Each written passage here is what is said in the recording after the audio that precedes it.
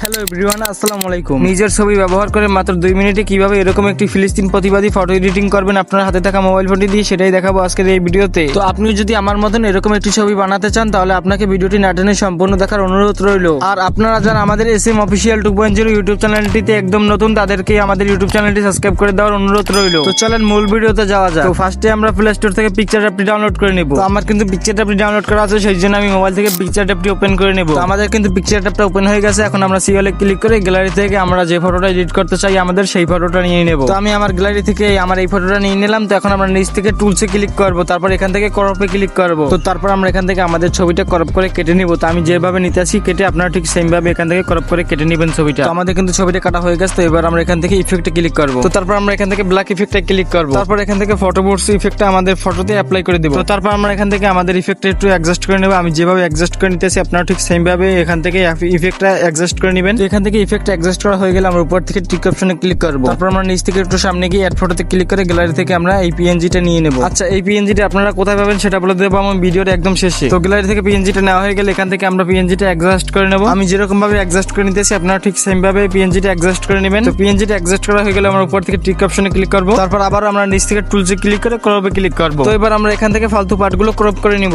যেরকম উপরে কিছু বাড়তি পার্ট আছে সেটা আমরা কেটে নেব। তো আমাদের কিন্তু কাটা হয়ে গেছে। এবার আমরা উপর থেকে টিক অপশনে ক্লিক করব। এবার কিন্তু আমাদের ফটোটা সম্পূর্ণভাবে এডিট করা হয়ে গেছে। তো এখন চাইলে আমরা আমাদের ফটোটা সেভ করে নিতে পারি। তো ফটোটা সেভ করার জন্য আমরা উপর থেকে সেভ আইকনে ক্লিক করব। তাহলে আমাদের ফটোটা সেভ হয়ে গ্যালারিতে চলে যাবে। আর আপনাদের যাদের এই পিএনজিটা লাগবে তারা এখনই আমাদের চ্যানেলটি সাবস্ক্রাইব করে ডেসক্রিপশন বক্স থেকে এই পিএনজিটা ডাউনলোড করে নেন। এই পিএনজিটা ডাউনলোড লিংক আমি ডেসক্রিপশন বক্সে দিয়ে দিয়েছি, সেখান থেকে আপনারা ডাউনলোড করে নেবেন। আর গাইজ, ভিডিওটি ভালো লাগলে ভিডিওতে একটি লাইক দিয়ে কমেন্ট করে জানাতে পারেন নেক্সট কোন ধরনের টিউটোরিয়াল চান। আমি কিন্তু আপনাদের সবারই কমেন্ট পড়ি এবং সেটা রিপ্লাই দেওয়ার চেষ্টা করি। তো আজকে আমি বিদায় নিচ্ছি, দেখা হবে নেক্সট কোন টিউটোরিয়াল ভিডিও নিয়ে।